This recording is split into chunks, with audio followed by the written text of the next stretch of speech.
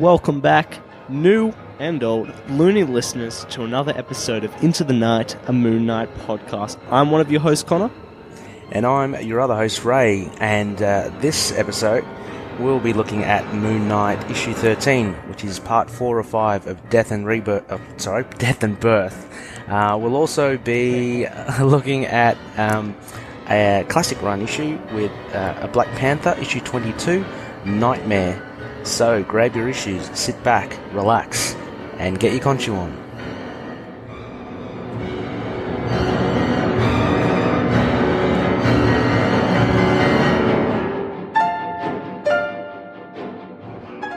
Yes, welcome back, listeners, new and old. This is the one and only, the greatest, the most amazing, the death-defying Moon Knight podcast. Start off. It's kind of it's a bit of a slow burner this week when it comes to news, but we've got a few things lined up. But when it comes to no news, we've really only got ourselves left to talk about. So, Ray, what's been filling up your week this week? Oh, well, yeah, just been pretty busy with we're in the middle of a move, so a lot of box packing today and over the last few days. So it's actually quite good to sit back and chill out for a bit, and and talk on this podcast about Moon Knight. It's the first kind of chance I've had to kind of relax. So yeah, I'm stoked for it. How about yourself? Yeah, I have had nowhere near the busy week, but it's not been a bad one. I've been looking out for the Moon Knight Funko Pops on eBay, which have dropped, which are ridiculously expensive, might I say. Gosh, aren't they? If any of you are lucky enough to pick them up. I've started reviewing over bigcomicpage.com. I suppose that's taken up a bit of my time this week. Started up there, but apart from that, I'm pretty yeah. I don't know where I was going with that. I'm so sorry. That's all right. Well, what's happening with the comic book review you were saying?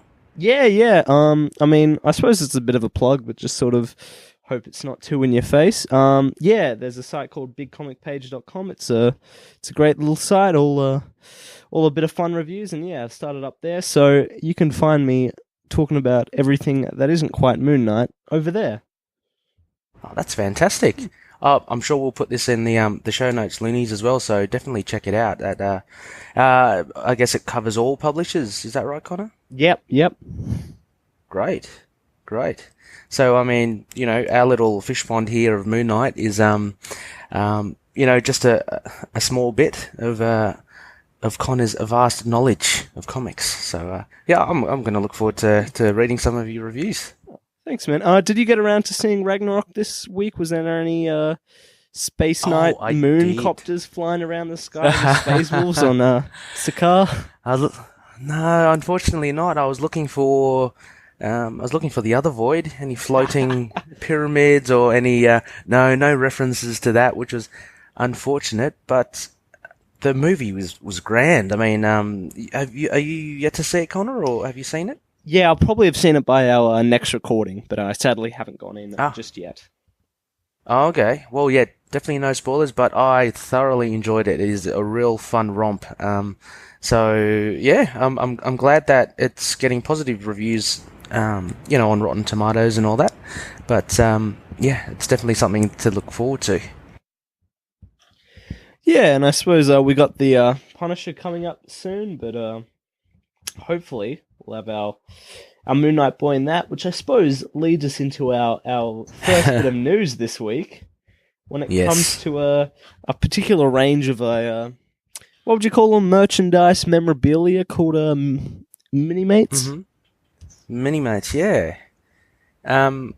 So what happened here? They released a few figures, right? And they've released the Defenders figures. So you got Daredevil and Luke Cage and such. But there was also another release, wasn't there, with a Punisher partnered with. I guess. Look, I don't collect Mini-Mates, so I'm not too sure. But they come in packs of 2, right? Yeah, packs of 2 for 10 USD each. Right. And the Punisher one, which will obviously be popular because of the Netflix show coming out, was partnered with a Moon Knight figure.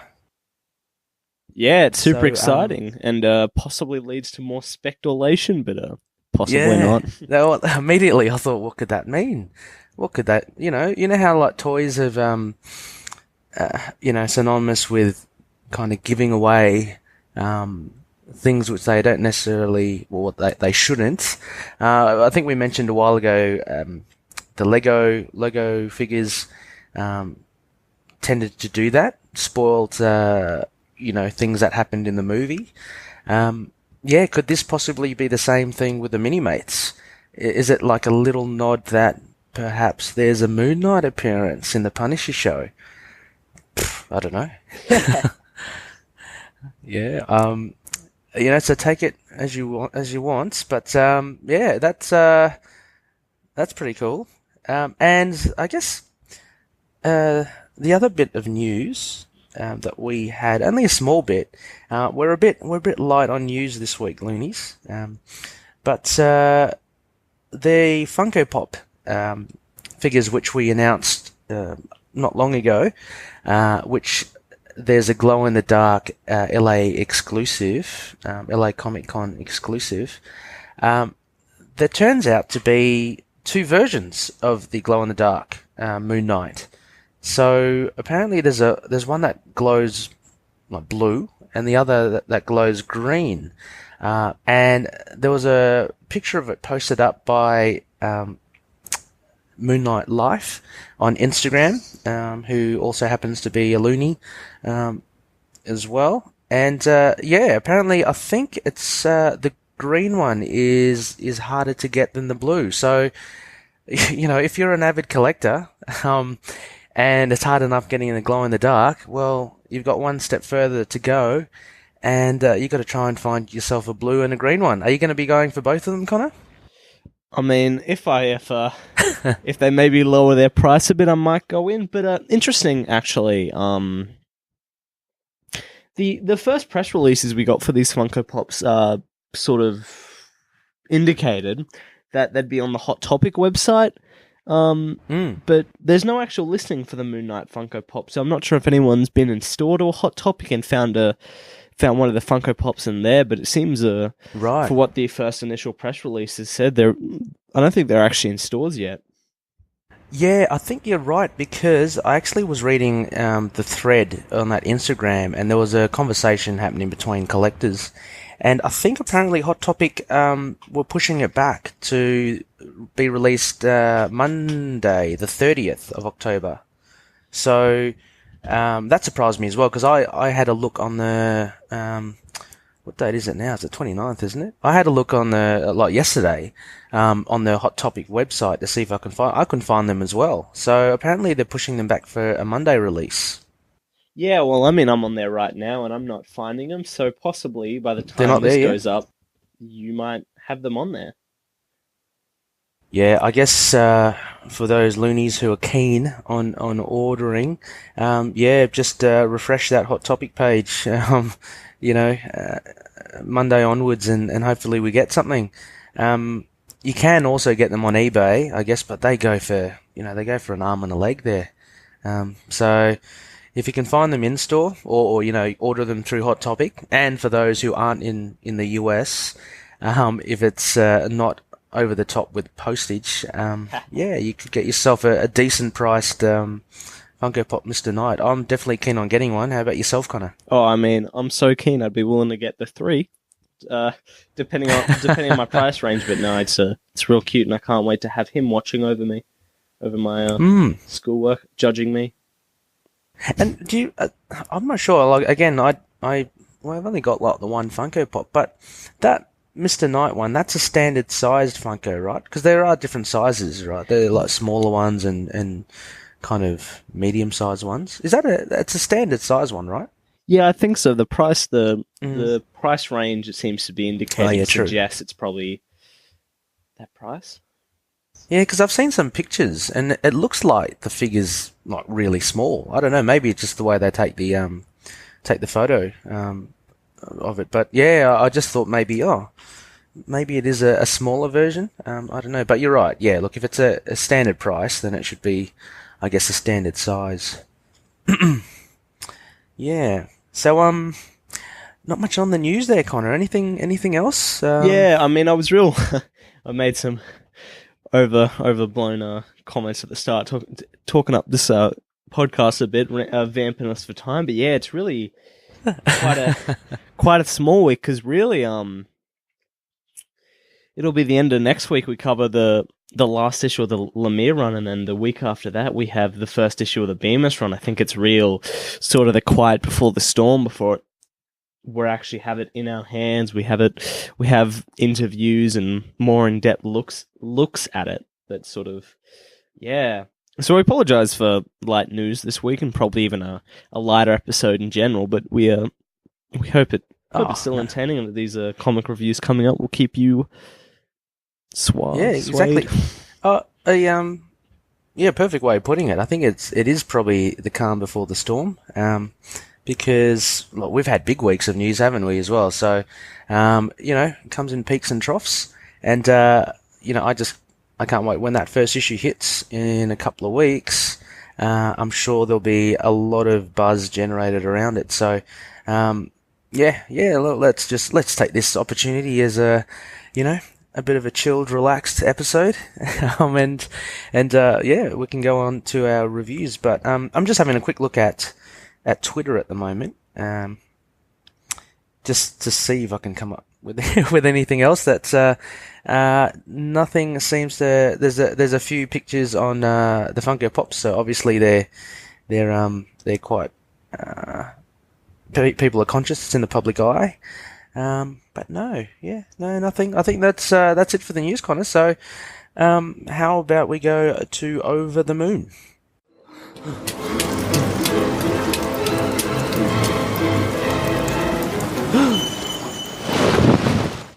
Yeah, and as always, we've got a.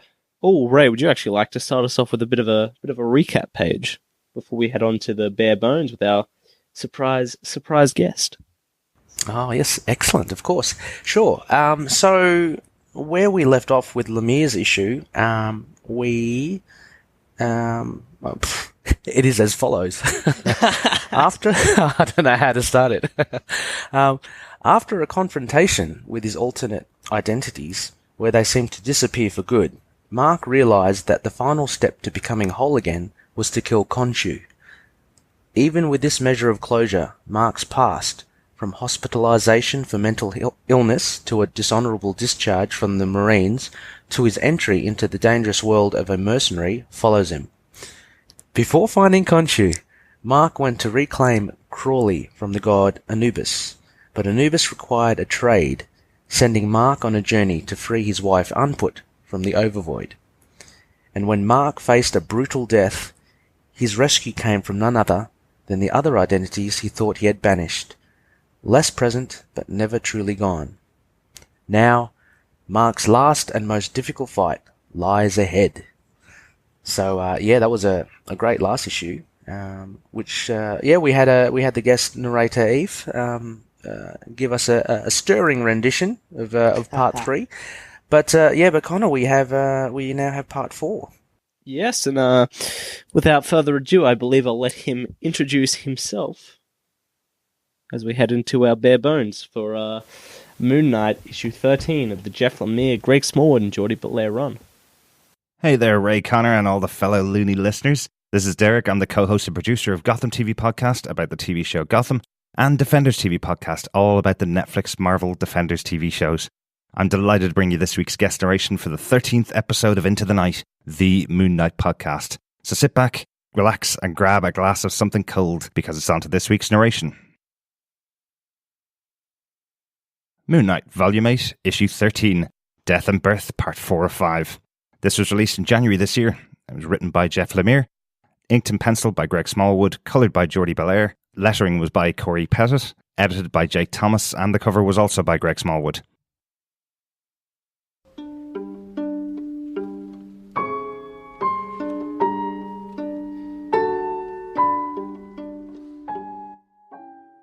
As Mark Spector and Bertrand Crawley alight from the cosmic raft of Anubis, preparing to re-enter the hospital and kill Khonshu, Anubis warns Mark of the path he's travelling. Having spent much of his life running from his illness, Mark sees this is the only path for him now and bids Anubis a fond farewell. Having saved Crawley's soul, Mark also asks for Crawley to find Gina's diner to stay there, out of harm's way. Crawley is reluctant, but Mark is firm in his belief to face Khonshu alone, and so Crawley honours Mark's wishes, admiring his resolve. The journey through the other void's tomb-like passageways begins to speak to Mr. Knight. It is the voice of Khonshu, and he is glad to see Mr. Knight's return. Things never appear as they seem in the other void, and what was once a passageway turns into the horizon of brain matter, a representation of Mr. Knight's mind presented before him by Khonshu. Taken aback, Mr. Knight's moment of weakness echoes the brain he stands upon, and like quicksand, it slowly sucks him under. A flashback to the past shows Mark and Frenchie alongside Bushmen, en route to their next job, an archaeological site near the Sudanese-Egyptian border. Mark questions Bushmen on the amount of weaponry they've brought along, considering that there'll be no soldiers, only civilians present. Bushman replies that the reason is to create fear, the one true weapon for victory. As they arrive, Frenchie is uneasy, but Mark is still optimistic that no harm will come of the innocent, and that Bushman's tactics are all for show. Bushman terrorises Marlene and her father, Peter O'Lorraine, the head of the archaeological team, and when Marlene refuses to relinquish the information on the tomb that they have recently unearthed, Bushman brutally murders Peter in front of her. Shocked, Mark decides to take action. Returning to the other void, Mr. Knight slowly fights his way out of the giant brain, but it manages to smother him again, and this time Mark finds himself floating in the night sky with Khonshu's eye, the full moon, peering at him. Khonshu tempts Mr. Knight to embrace the moon and essentially succumb to Khonshu, but Mr. Knight refuses, and remembering why he returned in the first place, destroys the moon by throwing his crescent darts at it. Khonshu is shocked and pleads for Mr. Knight to do no more damage, as it's also his own mind that Mr. Knight is damaging. Ignoring Khonshu's warnings, in one final blow, Mr. Knight frees himself and finds himself burst out of the brain and into the subway which leads back to the hospital. Returning to Mark's past, Mark and Bushman exchange blows, and it's Bushman who finally has the better of the two. Bloodied and unconscious, Mark is left for dead, whilst Bushman takes Marlene and another of her team to lead him through their site. In a final sweep before departing in the chopper, Bushman orders the rest of the archaeological team killed, and Bushman's team line them up and shoot them down. Frenchie is forced to pilot the chopper for Bushman as they leave to head towards the entrance of the tomb, leaving Mark behind. As memories of the past are played out, we see Mr. Knight finally make his way through the subway and into the hospital, where his final confrontation with Khonshu awaits.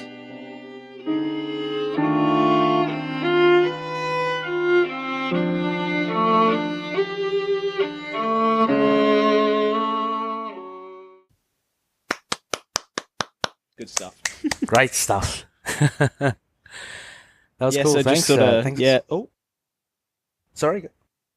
oh yeah. I was just going to say, sort of, a shout out to the boys over at Defenders TV podcast. They really are a fantastic podcast, and we're honoured to have them on our show. Really, I think, quite honestly. Exactly, and for sure, it is. It's you know, when I actually first started listening to a lot of podcasts, they were one of the first podcasts I listened to. So, and they kind of got me kind of drawn into this whole podcast world. So, thanks so much, guys, for having for coming on our show. And let's not forget as well, as Derek mentions, they are also on Gotham TV podcast totally. as well. So between those two podcasts, which those guys do, there's something like 250 episodes. So they are well versed in podcasts and highly entertaining. So yeah, thanks, Derek. Yeah. So when it comes to this wonderful issue, Ray, what were your first impressions before we crack on with our aspects? Yeah, I remember this kind of when this issue first came out. It honestly gave me and good nostalgia vibes.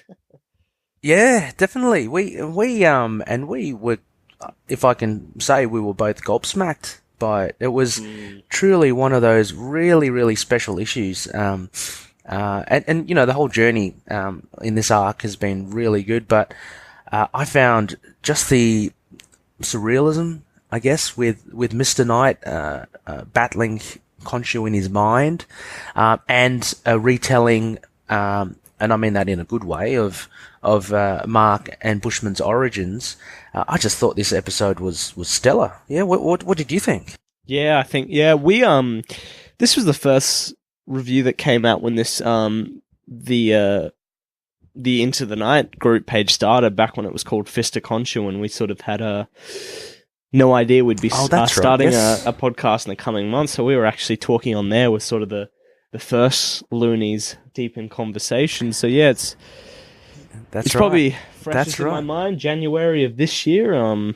It's kind of crazy how long we're getting our new one in 2 weeks when this one was only finished, January, February. But I think it's just a stellar issue. Honestly, rereading this run over 10 months later, it was just as gobsmacking as it was the first time. These last two issues probably stick in my head the most, and returning to them now, there was still stuff I was like, whoa, like just completely had me. Like as this whole run is done, but these last two issues, you'll probably hear us say the perfect climax to this crazy hectic run. Yeah, just when you think it can't get any better, Lemire just he's really come into his own, hasn't he, over the last couple of years? These last two issues he just wraps up beautifully. So it's good, and it's funny that you mentioned that it came out only in January, because that is not that long ago. But I guess since there's such a sheer volume, and depending on what type of comic book reader you are, there's such a sheer volume of comics that you actually go through. Different publishers and different titles and such. It just seems like yonks ago that this was released, but as you say, it's not even a year ago that it got released. So that's really crazy stuff. It was a mind blowing issue. Where shall we start? How about your first aspect, Connor? My first aspect, and probably when people talk about this run, we've always got to wonder whether this was truly always 100% in Mark's head, or there's some truth to the overvoid and othervoid. But the first issue is kind of the bombshell truth about, Khonshu, it seems, to have the truth here is that Khonshu seems to have a locked Mark in his mind in a desperate battle to absorb Mark into his own mind, leaving Mark a mindless puppet for Khonshu's control. This is our final battle deep within Mark's mind, where Khonshu seems to have full control. And it's actually it's in contrast to the first arc. The first 5 or 6 issues of Lemire's run, in where at the end of that arc, remember, Khonshu was revealing that he wanted to actually physically, take over Mark's body, because he needed a vessel to enter, our world. So Khonshu first was trying to commandeer, I guess, Mark with his by overtaking him physically. And here now we see in the third arc, towards the end of the whole title run, we revealed that Khonshu is being a bit more subtle, and he's trying to control Mark, through his mind, which is, nothing new or groundbreaking, but I just thought it was a nice contrast between the two. Yeah, for sure. And I think what this run really does is make Khonshu a really threatening villain. He was fantastically brutal in the Houston run, as just about everything in that run was. But, here it's sort of in this issue that's really about Mark's own headspace, and the fact that Khonshu very much sort of locks Mark inside his own head, trying to make him touch this object inside his mind to take full control. That Khonshu's really... Yeah, you're right. It's a lot more subtle. It's not, in your face, kill yourself. It's belittling him, manipulating, trying to make him the smallest he can be, so he's so desperate to become, a mindless puppet for Khonshu. Yeah. And I think it's just great how it's represented with Mark literally walking on a brainscape, literally just a brain. It's just got that level of totally... weird, from the mind of Lemire. I think it's just perfect. It's really well done. And then as Mark gets sucked into his own brain, it's just, it's a pretty good way to visually show it. Yeah, for sure. And I think we'll come back to this point in sort of my second aspect, but chopped between this fight for Mark's brain, Khonshu suffers him through his own past with Bushman, which leads us on to your first aspect. Yeah, I thought one of the and I guess look, it's on the front cover as well. You've got just the full face of Bushman, which is a great, he was a great reveal in the previous issue, and is always, associated with Moon Knight. So it was good to see him pop up in Lemire's run, because he was quite heavily used in Houston's run, albeit like Khonshu taking the form of the dead Bushman. But for a good 11 and a half issues, we didn't see Bushman at all. And he's kind of like the arch enemy, right, of Moon Knight. So you kind of expect to see him somewhere. So this issue very much, I think, kind of retells Bushman's origin as well as Mark's. And this is, I found, a very important issue because it actually shows the turning point where Mark, Frenchie, and Bushman are like colleagues, but they essentially part ways because of this brutal thing that Bushman does, which is kill Marlene's dad, just quite callously. And from that point on, I think that's where we both get Mark deciding, okay, I'm not going to be working for or working with Bushman anymore. And we also get Bushman defeating Mark and essentially leaving him for dead, which is the catalyst for him to actually become Moon Knight. So it's I think it's an important chapter for both Mark and Bushman. And I think again Lemire and Smallwood have done really well here. I wonder as well, Connor, with Bushman's face paint, I wonder if Smallwood got influenced a little, at least, by Heath Ledger's Joker in Chris Nolan's Batman. That's a good point, actually. Yeah. Because it's the first time I've seen the war paint of Bushman in such a I don't know how to describe it, in such a Joker-esque, Heath Ledger Joker-esque, it kind of dribbles down, and the white face paint is kind of haphazardly kind of put on there. But yeah, I think it's a really good effect. It makes him really look scary. Although, if you do look at some shots of Bushman, he's actually still very, very human behind there. I'm actually looking at, there's, Loonies, if you got your issues out with you, it's on page 10. It's towards the bottom. There are two facial shots of Bushman and of Marlene. And Marlene's, again, Smallwood's art. You can't say enough about it. It's just fantastic, the expression. But yeah, Bushman's face there, it's, he's not sneering, he's not angry, he's not showing much emotion, and he's actually got a calm look on his face. And it makes him look actually, quite human behind that makeup, which I think is really, really cool. Yeah, in that original sort of, even the Houston telling and Bushman getting his poor old face cut off, that very much almost seems like a tattoo, but here, it really does seem, it's very much face paint.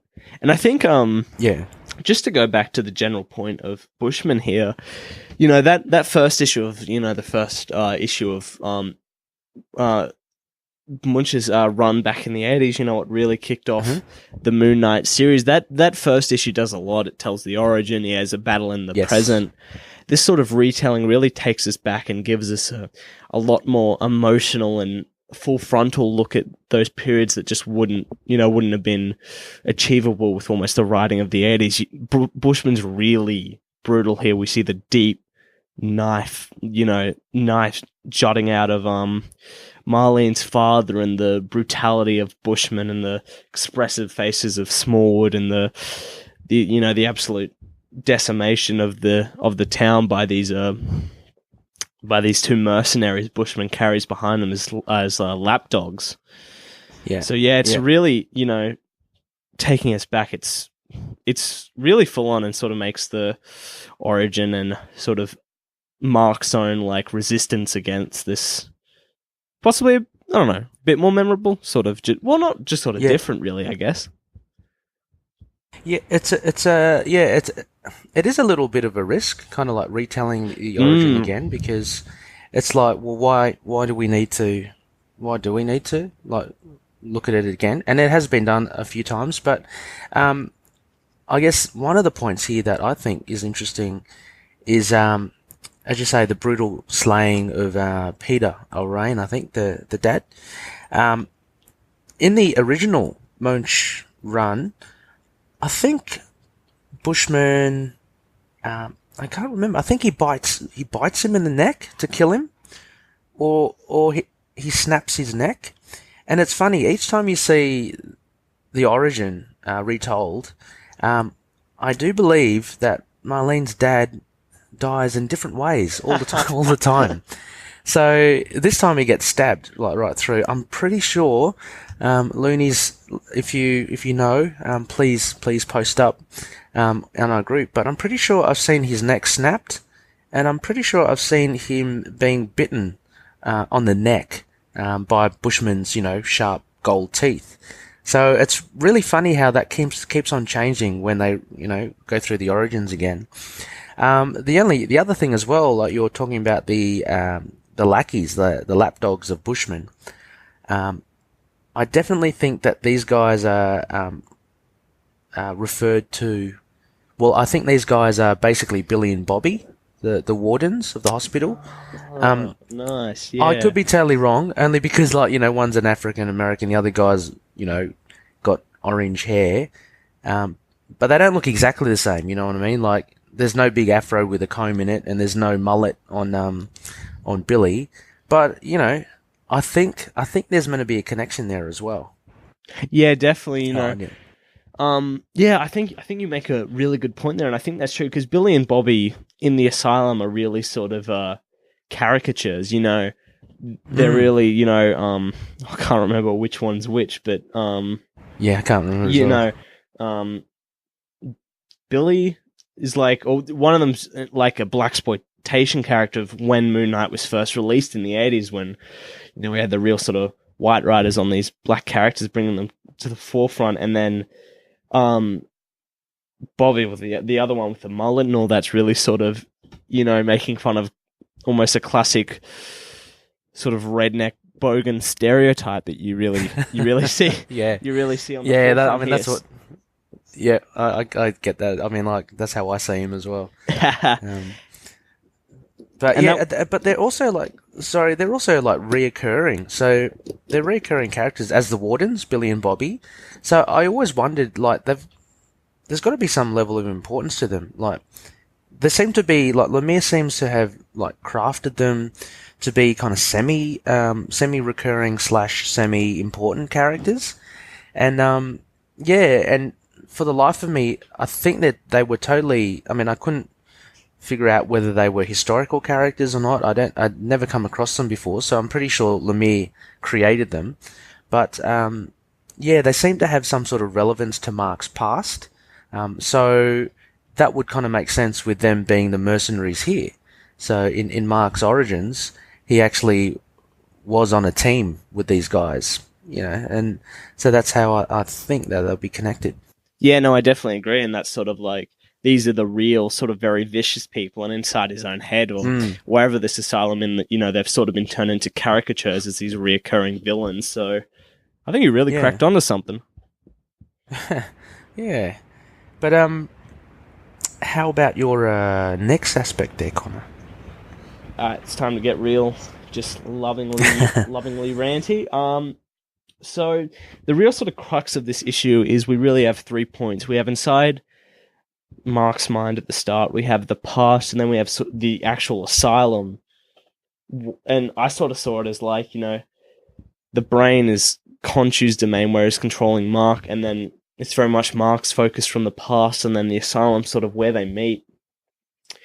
And almost in the way we saw in the second arc, how did the different art styles blend. Smallwood, Belair, and Corey Petit really really make it blend as well, cutting between these three aspects, it's so dynamic, and how well it plays with the narration. That sort of the really cold, like almost dank, dark blues of inside the brain, and then the very, the dark skies, and the, not really golden crisp sand, but sort of very, very washed over sand of Mark's past. And then this asylum, which has a lot of shots of both gold and blue before the sort of really grimy reveal at the end of the asylum. It really just works so well with how we see, it's switching between realities, and how Khonshu uses this to belittle Mark.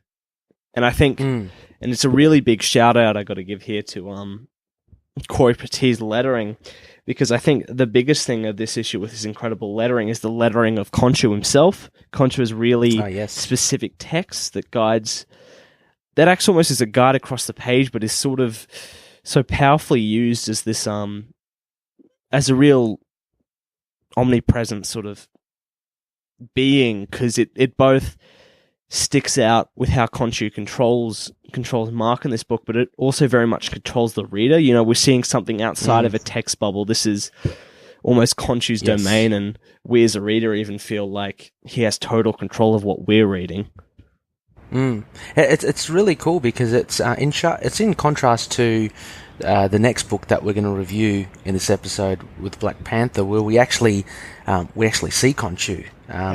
But in this issue, it's really good because, as you say, with the lettering, it's kind of, it leads you around, and it's not within any word balloon or anything like that. So it kind of just floats around, and you never actually see Khonshu. You only see the full moon, which I guess represents him. So he really takes on this kind of godlike, being, and something that's way more powerful, than Mr. Knight and Mark Spector. And I think that the lettering, and that fact that you don't really see Khonshu at all, really adds to the power of Khonshu as a character. I think that was, really good. Also, I mean, I've got as a little note there, but you're mentioning the creative team, and the Geordie Belaire's colours. I did love the when they're in the chopper. It kind of brought me back to Predator, actually, where they're sitting in the chopper and they got the red light.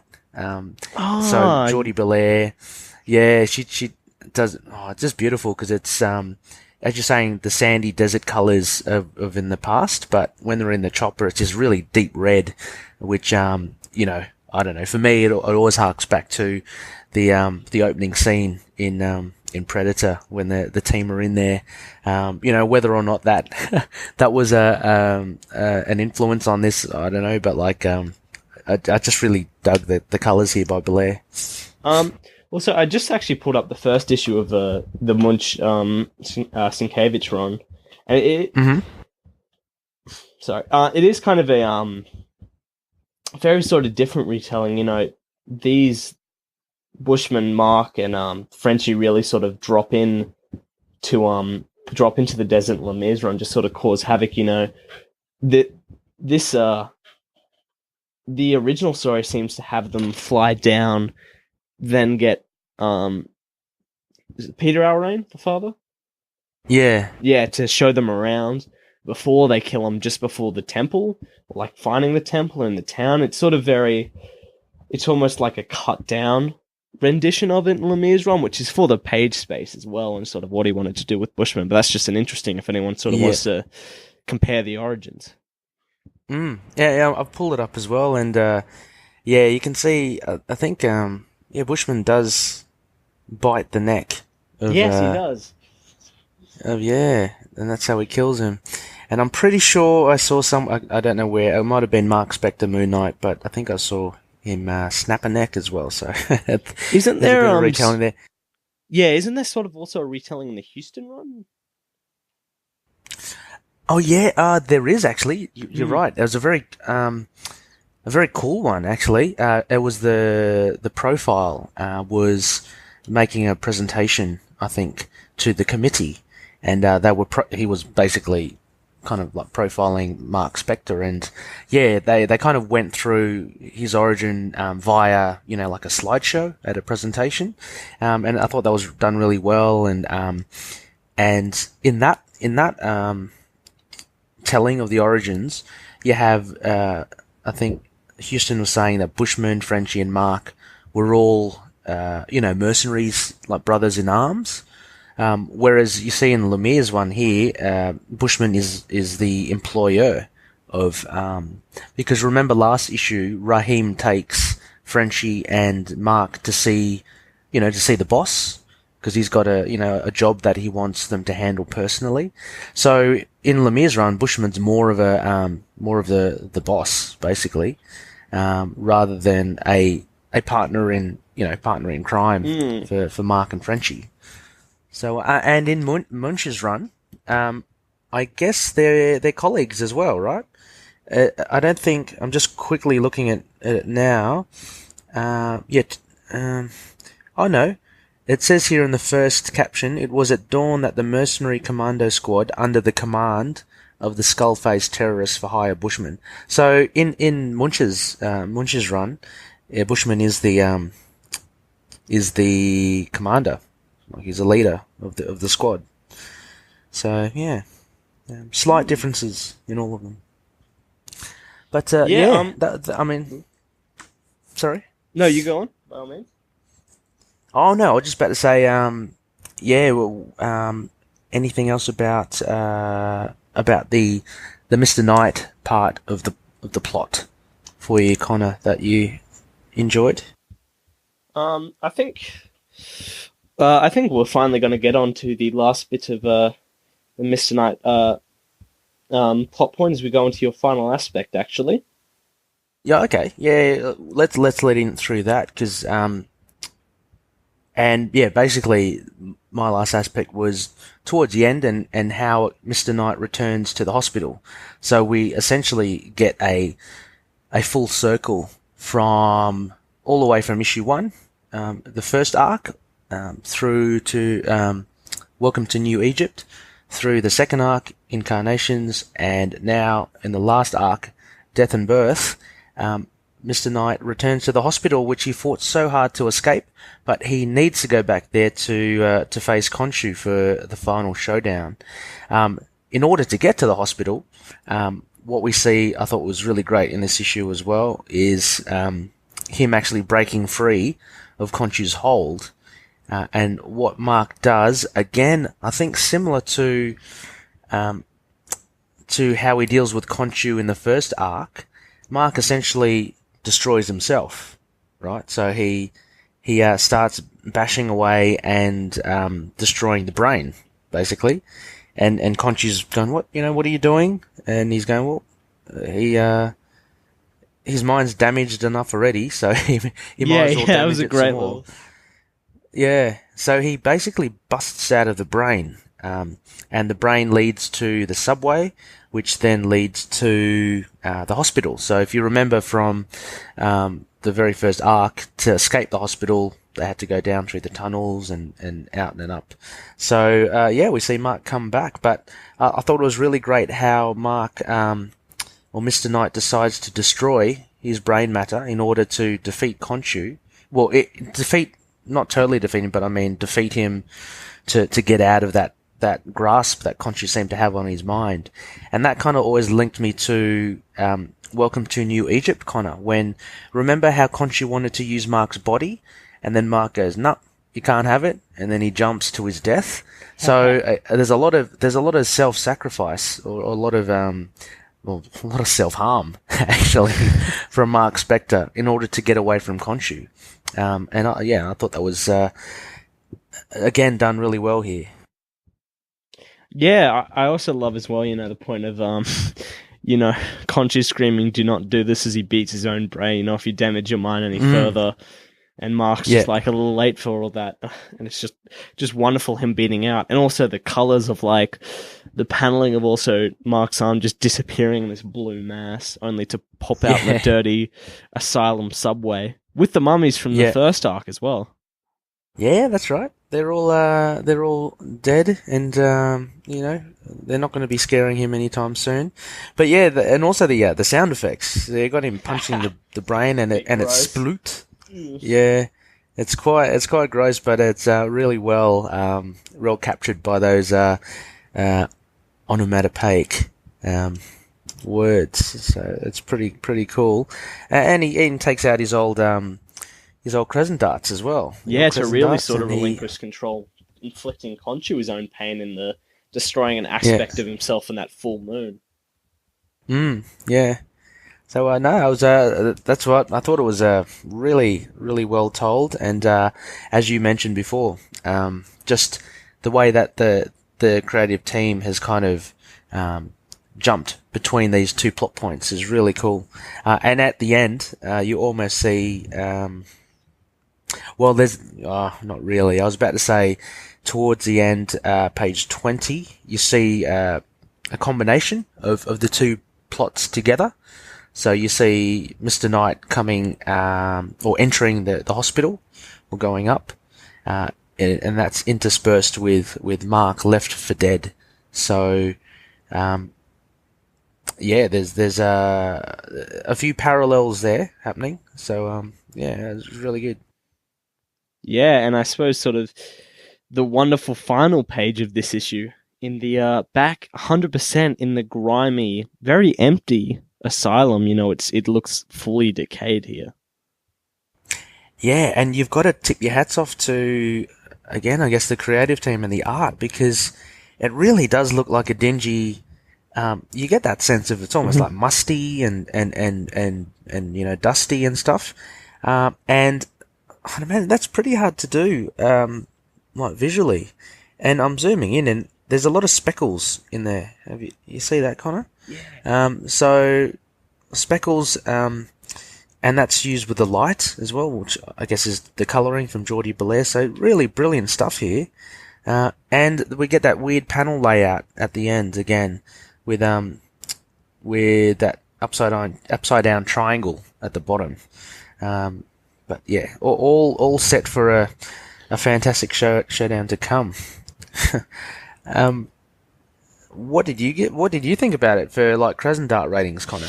I'm almost feeling bad being so positive about it. It's sort of been a high point, but I think it's just such a good issue. It is so high, sort of perfect. 5 out of 5, a 7 out of 5. What are we looking at here? Oh, so you give it a 7 out of 5? I guess I would. Yeah, I mean, I'm just sort of. Yeah. Sorry, I just sort of took that break to flip back. It's definitely almost this book's own calm before the storm, before it hits that climactic final. But when it comes to that, it's just so well done. Yeah. I share your sentiments as well. I think it is difficult, because I know that we are being very positive about this run, but it is really to me. It was one of the the top runs that Marvel released. Up there with, I reckon, the Vision as well. Yes. Around the same time. So you had these two just firing on all cylinders, and like Lemire was writing other, and he was writing other Marvel titles as well. The other one of note is Old Man Logan, which is pretty good, but I was reading his Extraordinary X-Men, and to me that was a bit flat. Yeah, no, for sure. And it just seemed to me that he excelled, or he put more care into the Moon Knight run. And you can really see it, I think. I think he's really had a goal of what he wanted to tell in Moon Knight, and he's mapped it out so well. So I mean, I can't give it praise enough. I'd say this would probably be one of my favourite issues of the whole run, I think. So I'd give it I'll give it a 5 out of 5. Don't get too crazy, but like that's like, perfect, right? So it was phenomenal. So I want to kind of bring it back to 100%. So it's, Yeah. 5 out of 5. Yeah, don't take my over the 5s as anything. It's just kind of No. I mean, my that's weird just thing. as good as well. But yeah, no. But, oh god, I'll let you speak. What's happening? Oh, no, that's all right. I just wanted to say also, this is a final a footer to this issue as well. If you look in the Mooney Missives, the letters page, there's also some pretty cool cosplaying. Yeah, it's happening. wonderful. Yeah. So Right. you have what I imagine is what is the Fist of Khonshu Moon Knight costume. So he's got the ankh on his chest, and he's got the gold bands and the gold belt. And then there's one of Mr. Knight, which looks pretty cool as well. Yeah, I think we're seeing a lot of great cosplaying on the Twitter sphere as well. If you follow Lemire, he's usually posting about some cool cosplays, and Moon Knight always sort of popping up every convention. Actually, so yeah, Okay, yeah, cool. So yeah, that we've only got one more issue to go for Lemire's run. yeah, the big finale next week. Yeah. But look, let's not get ahead of ourselves. We do have another comic to review this episode, and I guess we'll throw it back to our guest narrator Derek to give us the details. On to the second narration for this, the 30th episode of Into the Night. We're on to Black Panther, Volume 3, Issue 22, Nightmare. This was released in September 2000 and written by Christopher Priest. The penciler was Sal Voluto and inker Bob Almond. It was coloured by Steve Olaf. Lettering was by Paul Tutorone. It was edited by Joe Quesada, and the cover was also by Sal Voluto.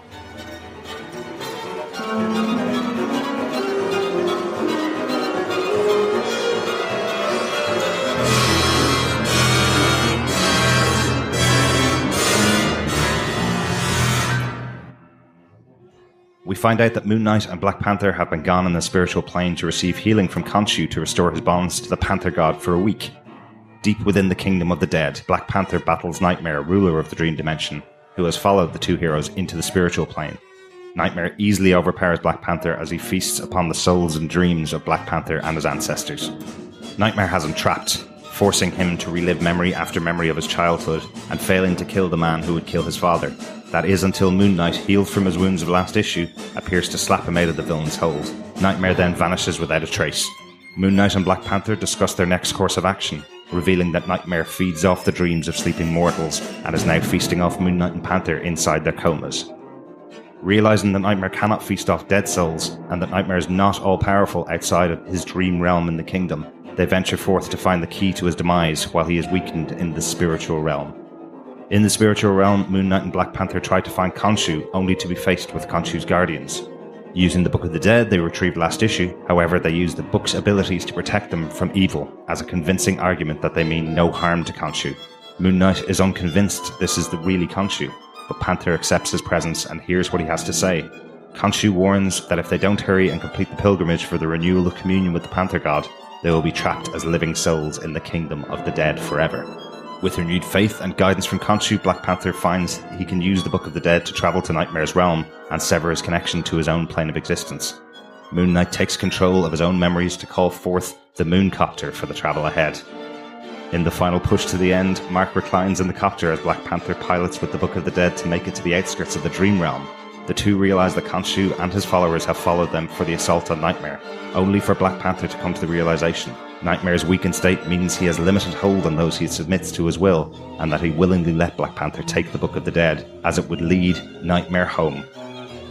Nightmare is lost in the land of the dead and growing weaker every hour, and needs to return home to be trapped in the spiritual plane forever.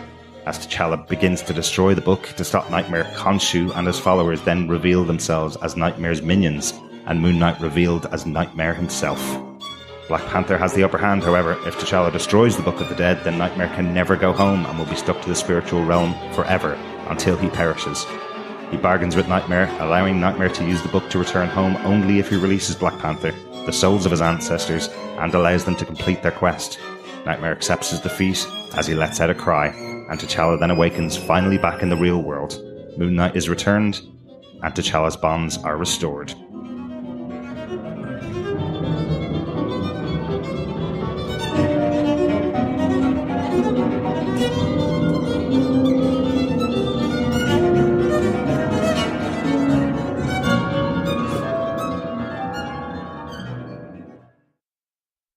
Thanks so much, Connor and Ray, and Looney listeners, for having me for this episode. Really interesting and really fun comic books to discuss this time coming up to Halloween and your 13th episode. Hopefully I'll talk to you again over on Gotham TV Podcast or Defenders TV Podcast. See you soon. The classic Derek, back at it again for a very classic run, you know. When you think some of Marvel's greats, I think Black Panther, Christopher Priest's Black Panther is very much up there. Oh, it definitely is. I think it's actually Priest's run more so, and this is just my opinion, more so than Ta-Nehisi Coates for me is the seminal Black Panther, and it actually drew me into the character. I always kind of did like him, but he always seemed like the fringe character to me. But I remember listening to another podcast, which was about Marvel movies and news. Anyway, they talked about Priest's run, and it's a long one, so I thought, well, might as well read it. It's all available on Marvel Unlimited, and it is such a journey. Priest has this massive scope and canvas to play with because he covers, I can't remember, is it just like 50 or so issues? It's a long run, and he does so much to Black Panther. And what I love about Black Panther in Priest's run is that he pretty much has a plan or a contingency for anything. Like, he is super prepared. Like, nothing will surprise Black Panther. And with that, it kind of makes him really, really hard to beat. And I just love that that part of Black Panther. But have you read Priest's run, Connor? Or? Oh yeah, definitely full thing. And then his incredible mini series that followed on from it called The Crew, fantastic as well. Ah, yes. Yeah. Priest is a really good. Sorry. Oh, I'll let you go. I was just going on to my No, sorry, Connor. Yep. Sorry, go on. I've honestly forgotten now. I'll let you go. Oh, no worries. Yeah, so this was a really good issue, and it was so much fun to have Moon Knight on there. And thanks once again, Derek, for telling us this nightmarish tale, which kind of is, I guess it's the third part, right? I think it's the second or third part of this arc by Priest. But this one, as you mentioned, kind of has the most Moon Knight bits in it, so that's why we picked it. But it was a fantastic issue. There was so much happening, and I just have to say, in our WordPress blog, I'll put the entire synopsis that Connor wrote for this. It's fantastic. It was fantastically written. It was a huge mammoth. What was it, 900 words or so? Yeah, it was a bit crazy. But that kind of tells you how much Priest has fit into this issue. There was just so much going on, and so the bare bones, which Derek just narrated, I've had to kind of edit out some of the bits, which were kind of like secondary plot points, only because, otherwise we'd have Derek narrating a half-hour special. So I think it's really good. But if we go to one of the aspects, which I guess what I'm alluding to, is Priest's inimitable style, and basically I think he's very distinct writing style, and you pick it up straight away. It can be overwhelming for someone, I guess. I remember reading the first issue with Everett Ross in his underpants on top of a toilet, scared of a rat. And I remember reading that issue, and I'm just going, oh, this is not really like the other comics, like the narrative. It's very, I guess, dense. But once you lock onto that style, it is so much fun. And anyway, this issue is no different to that, we have Priest juggling 2 or 3 plot points.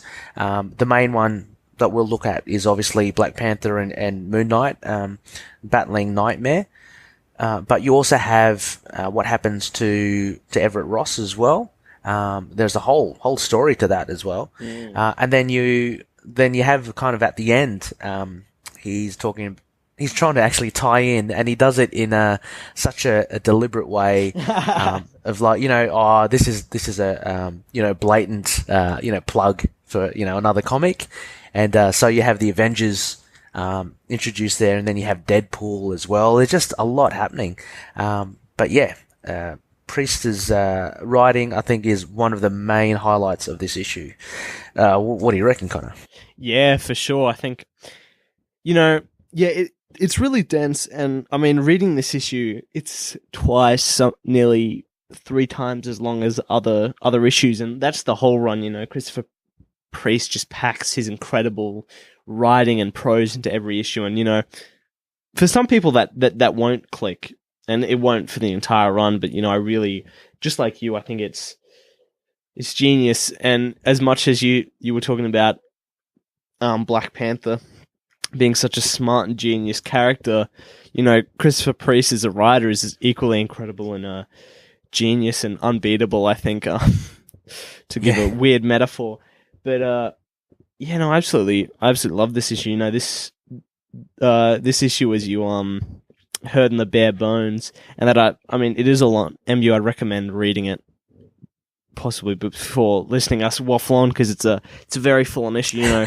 We do have a big political undertone with idiot Everett Ross, and then we have this absolutely crazy, creative, own sort of other void, overvoid style spiritual realm that's just absolutely insane from page to page.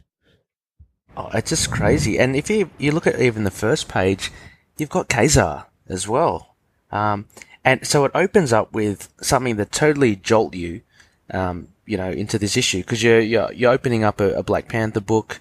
It's got a guest star Moon Knight. Fair enough. You open it, first page, you've got Kazar, in court of all things, and Everett Ross there, being one of the most amazing lawyers there are, and it's like, what is going on here? So it seems like, I think there's a lot going on in Priest's mind, and it's just non-stop. And then you got Brother Voodoo next as well, and Connor, would you be able to maybe explain a bit of this subplot with Everett Ross? Yeah, so sort of in what you were talking about with so in sort of the lead up, and I suppose I don't know when, even at the start of this entire run, because the thing about Priest is he I think he's plotted this entire story out from issue 1. But yeah, basically Black Panther's lost his bond with the Panther God, which really sort of gives him his powers. So the whole point of the arc is to go into the mine with Moon Knight, see Khonshu, which will heal Black Panther, return his bond to the Panther God, and he can go back to being, Black Panther, King of Wakanda. And in doing so, you were talking about Black Panther also always having contingency. Black Panther knew he would be gone for, a while. It says they've been in this spiritual realm for a week with Brother Voodoo. So Black Panther gives Everett Ross sort of emergency powers while he's gone, which is the undercurrent here.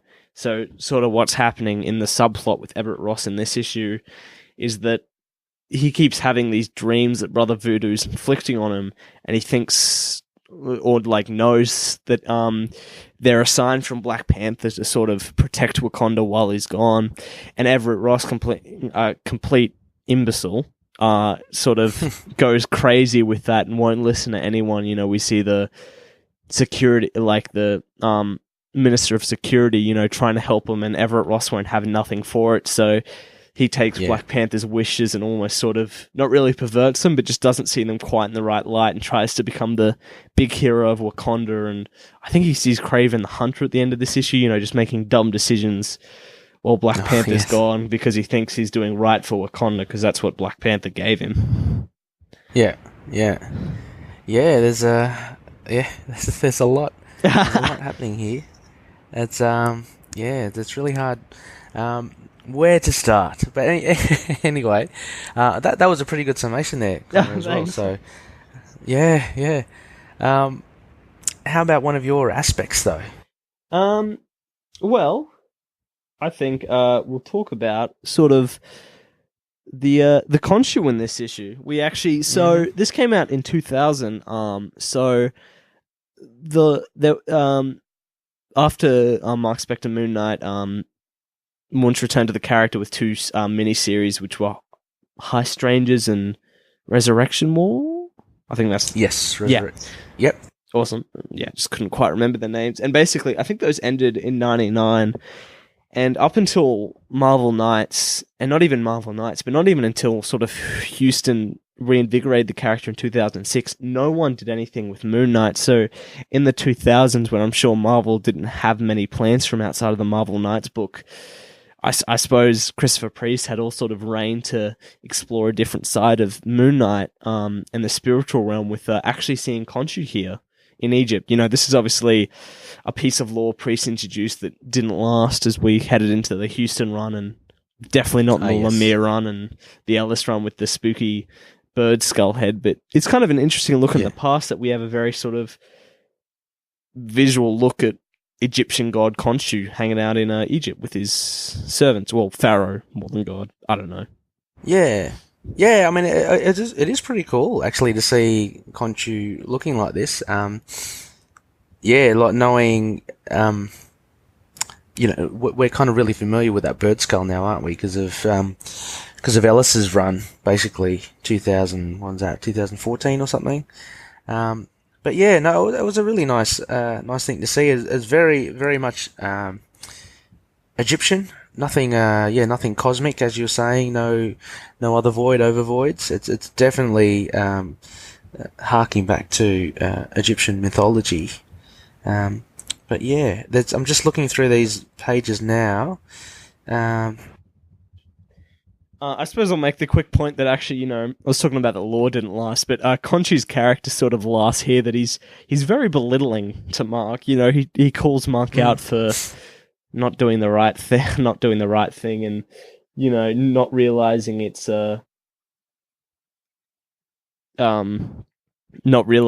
Khonshu because Mark doesn't believe him. Well, maybe we'll get to that in a little next aspect, but yeah. Yeah. Well, okay. Yeah, no, that's the next aspect I had was Priest's portrayal of Moon Knight. And initially, I don't know what your thoughts are, Connor, as well, but initially when I was reading it, I didn't think that Priest had a good handle on the Moon Knight character. Just, from what we know from the previous runs of Moon Knight and Doug Moench and, just basically the character in general. To me, I don't know, his personality just didn't seem kind of true to the character. It's difficult because it's hard to know how will Moon Knight interact with Black Panther, I guess there wasn't much of his other identities, that wasn't mentioned at all. He's pretty much a straight-laced, crime-fighting character. But yeah, to me, I don't know. He didn't seem to brood enough. If I could just say that.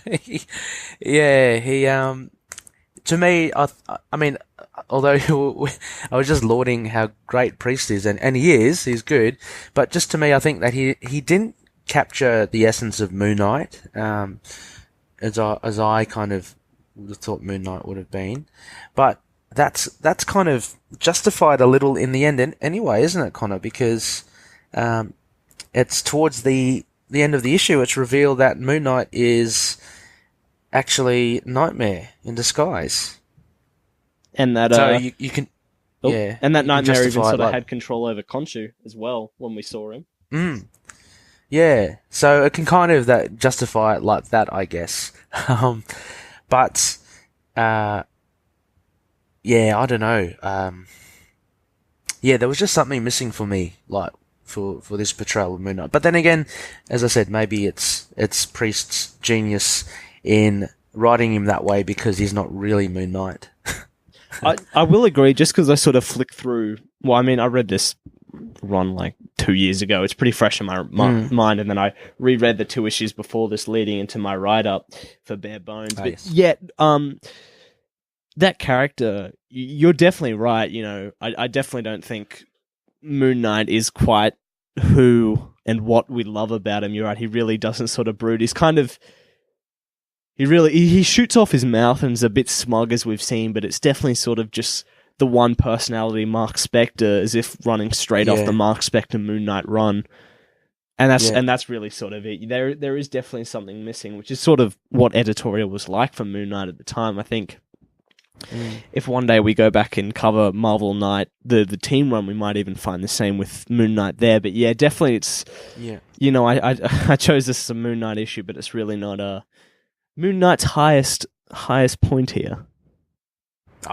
I mean, it's still a fun it's a great issue. And I don't want to, like, you know, tarnish it or anything like that, but yeah, it just seemed that like he was a bit more of a Moon Knight was used pretty much more like a standard, you know, to get the plot device going. Like to me, it could have been, you know, who else in the Marvel universe has a god. I mean, like you could probably substitute. I guess what I'm saying, you probably substitute Moon Knight and Khonshu for someone else. And I think Sentry's the sort of the main one. He sort of has a god inside himself, doesn't he, or something crazy like that? Oh, does he? Oh, okay. Either that or like some really powerful being inside Sentry. I just can't remember. From to the Moon Knight. Yeah, Sentry's always he's a weird character, isn't he? I never really got into him. So, yeah, but yeah. So that was that's what I thought. Just a portrayal of Moon Knight. Have you got another aspect there, Connor? Yes, our final one. We're talking about the genius of Priest, and the big battle here is not a brawl of fists but minds. So this run, regardless if you've read the 21 issues before it or jumping in fresh, it's a confusing issue. You know, we jump all around the spiritual realm, for sure. And we have this weird book guiding us, and Mark, that we don't know, is under the control of Nightmare. You know, summons a moon copter from his memories. It's real confusing, but it's almost like a perfect detective show where they drop all the clues to see if the audience can solve it before the detective on the show does. And I think wonderful here, the final 5 pages are Black Panther realizing that Nightmare has Mark and that he's given Black Panther the Book of Death to guide him home, and he realizes that and he begins ripping the book to bargain that if Black Panther destroys the book, neither of them can get home and Nightmare will perish, so that he needs to give up. He needs to return Mark and T'Challa and the Panther gods and T'Challa's ancestors, and it's just a brilliant setup. It was, wasn't it? I think it was a very smart. Like I didn't pick it at all. And it's one of those things that it's kind of Black Panther thinking out of the box. And it's so cool because, like, you as a reader, you're thinking, oh, geez, like I didn't see that coming. You know, I like it. It's very smartly written by Priest, because, I mean, for me, I don't know about the others, but, I didn't pick that as an option that what Black Panther did just by destroying the book. But it's a very smart move by Black Panther and very well written. So, it really, for me, this issue really ramps up towards that. Like once Moon Knight reveals himself to be Nightmare, and then you have this, struggle. I mean, it's towards the end, admittedly, page 19 or so. But from there, I think it really ramps up, and it was really, really cool, what had happened. So, it was very good. I was just having a little look here, Connor. Sorry, just further up. So, because I guess what I was also about to say is that was really tentative to, well, just to speak about this issue because it's got so much in it. So sorry, loonies, you probably hear some silences. It's just probably Connor or myself just re-looking at the comic book because there's a lot to kind of grasp, and again, like Priest has got so much in here that you just need to kind of go back and have a look. But yeah, towards the end there's an introduction of what seems to be malice. So Dr. Voodoo is talking about he was attacked by someone. So Priest lays another little seed as to what could possibly, be told in later issues. And I think you were mentioning Hunter, Craven. I don't think it's Craven the Hunter. I think that is what do you call him? He's the White Wolf. He's Hunter the White Wolf. Oh. So yeah, so if you in that parody of Batman, you see in the issue, White Wolf is there with it looks like the parody of the Joker and Catwoman in there. I'm pretty sure that he's a brother. I think he's the half brother of T'Challa. Oh, right. Yes, Yeah. Is it Eric Killmonger? No, not No. Killmonger. Let's see. Sorry, Looney's just doing a bit of Yeah. investigation here. Let's see. White Wolf. Hunter. Marvel. Let's just like wiki it. I'm pretty sure his name's Hunter. Yeah, there it is.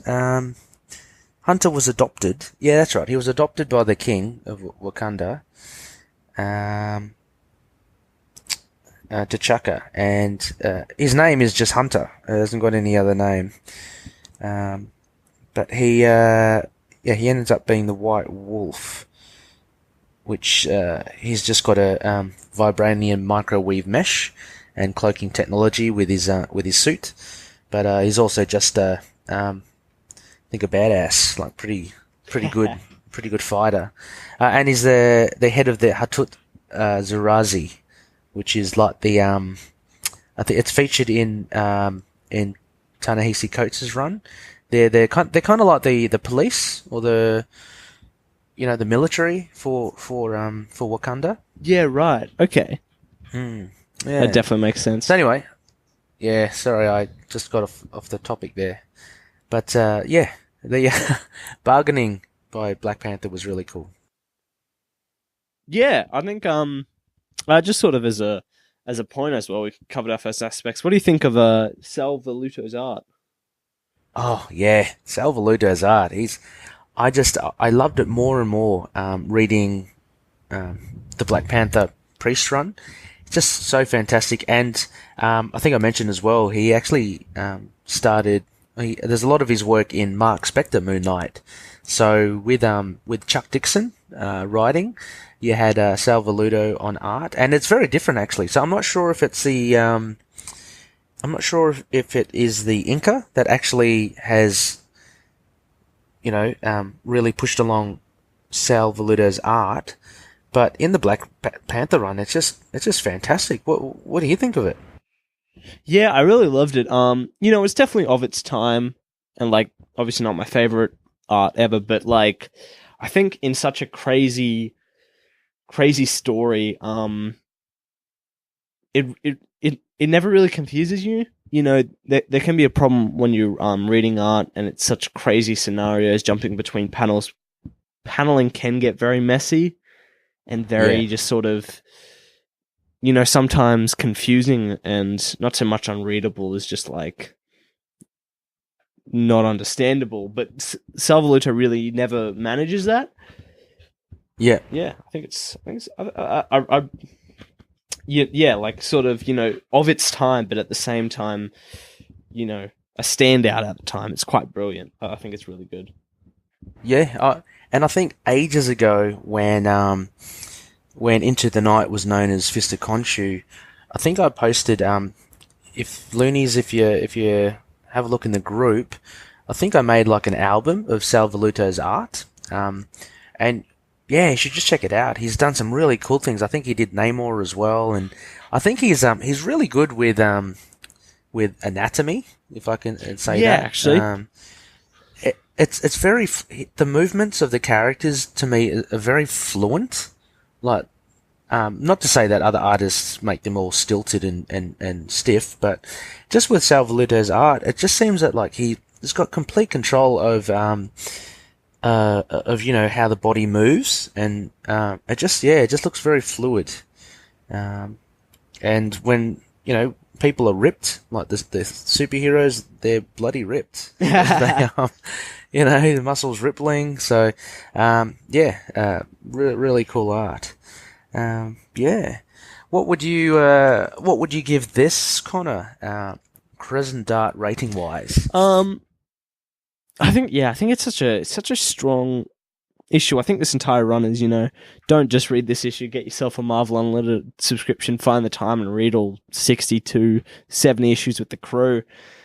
It's amazing. There's not much really to complain about. I mean, sometimes, Priest can be pretty wordy, and that isn't always attractive to readers, and sometimes even, though I love the run, the denseness sometimes isn't perfect. I think the issue suffers from a bit of coloring issues. I think the coloring palette isn't quite amazing. I think it can leave itself a bit too dark. It's still good, and still especially the Nightmare, but sometimes it kind of adds, it doesn't quite have that finish or touch that makes it really sort of natural and palatable, I suppose. But yeah, I think it's a credible issue. It's obviously in the middle of a story, middle of an arc, as a one-off issue. It's hard to recommend, but if we're just talking about the brilliance of the Nightmare and the spiritual realm, I'm definitely thinking 4 out of 5 Crescent Darts. Connor, you beat me. Seriously, I was gonna. We must be really on the same wavelength as well. Definitely, I share what you say as well. But yeah, I enjoyed this issue. I'm happy to give it, like 4 Crescent Dart ratings because, although as a one-off, it can be very confusing.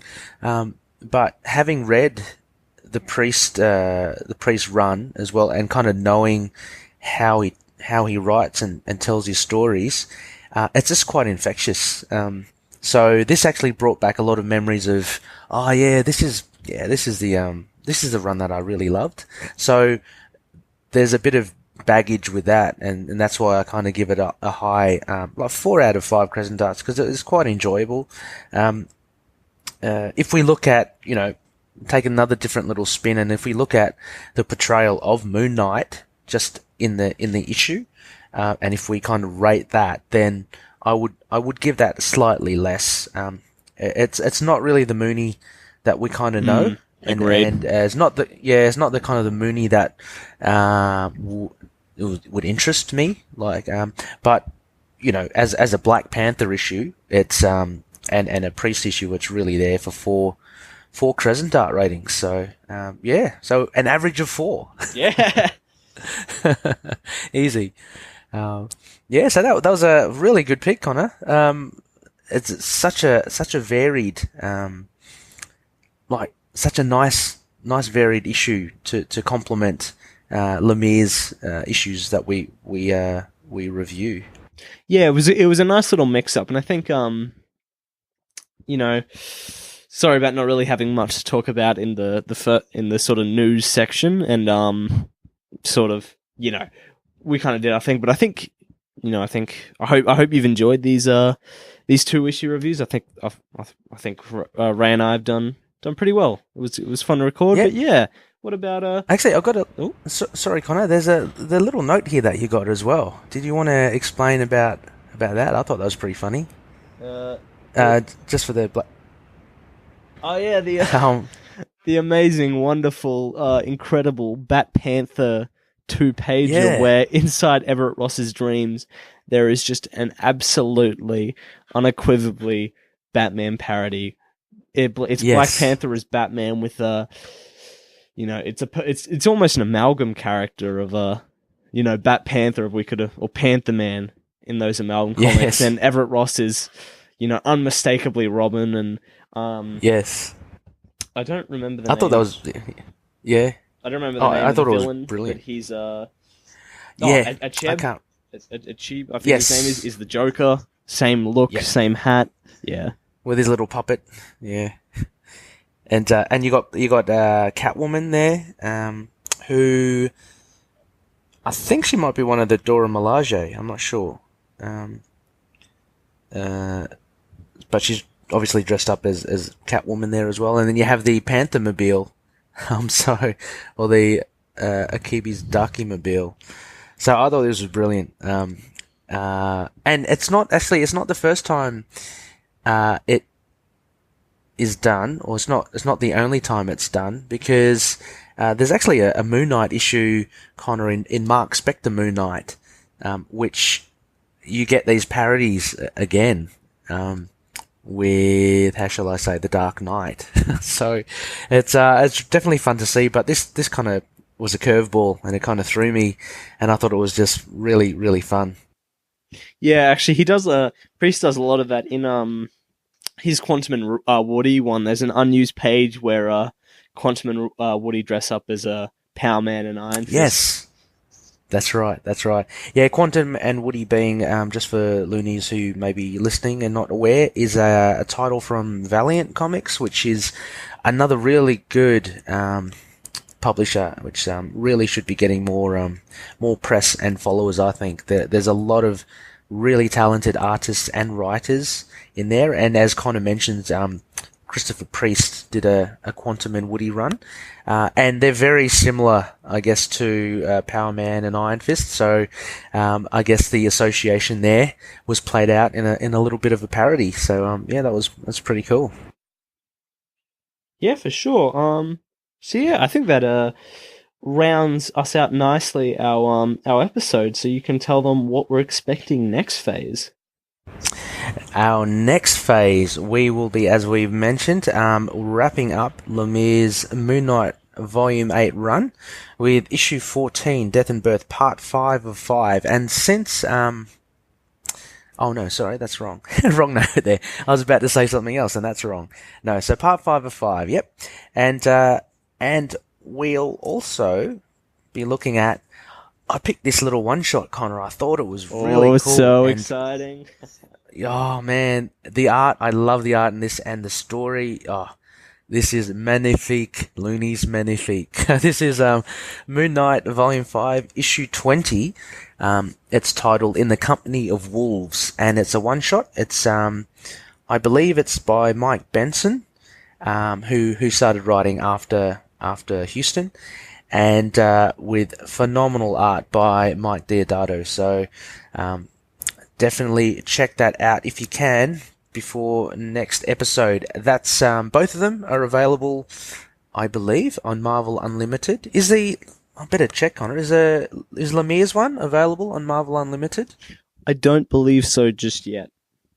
Not just yet. Okay, so Loonies, you might want to just pick it up from Comixology, or Third trade's out as well. The third trade, yeah, exactly. Third trade, or if you want to get that single issue, go for it. It's I'm sure it's still available somewhere. But yeah, those two, can't wait to review those, and we'll have a special guest narrator or narrators. Nudge, nudge, wink, wink. But yeah, can't reveal anything yet, and we'll reveal it. Reveal it in next episode. A spectacle. Connor, I guess the big shout out would be, again, a big thanks to Derek O'Neill from Gotham TV Podcast and Defenders TV Podcast. Thank you so much for that awesome narrative to both of the issues reviewed this episode. Anyone else, Connor, you'd like to shout out? Oh, sorry, what was that webpage again that you were reviewing? Oh, it's bigcomicpage.com. Just sort of as it said. Gotham Gotham and Defenders boys, both Derek and John, have now done Bare Bones. Their birthdays have been in the past weeks. Big happy birthday to the both of them. Yes. Big happy birthday to you guys. And we'll have to complete the set, Connor. We'll have to try and get Chris on. Yeah.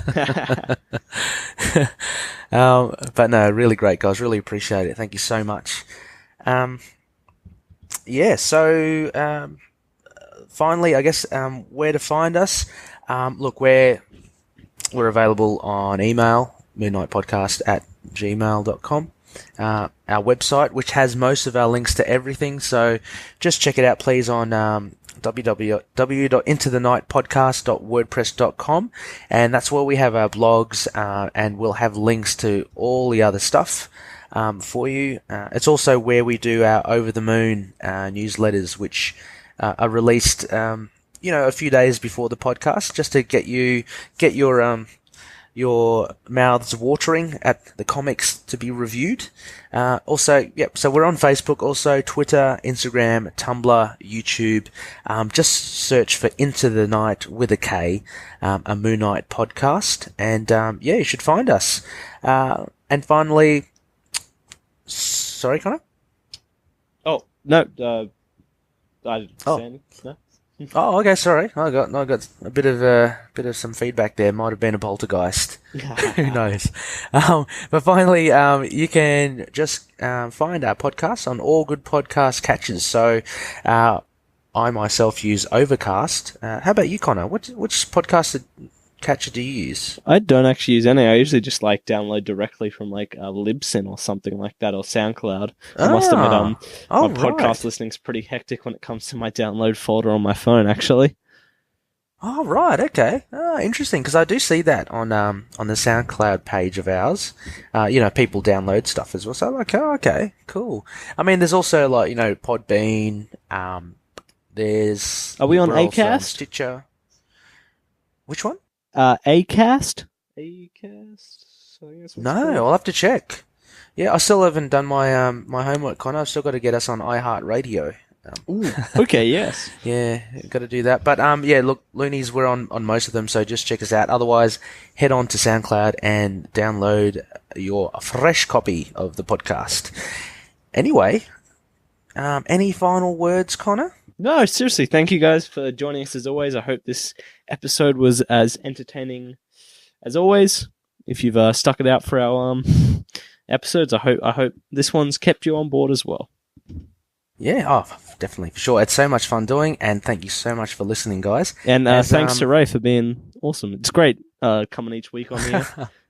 It's an absolute treat as well, Connor. Don't worry, it's not one-way traffic. It's so much fun doing this, and to be able to talk about Moon Knight and discuss these issues. It's so fun to actually pick particular issues to review, and just hope the loonies out there love it as much as we do.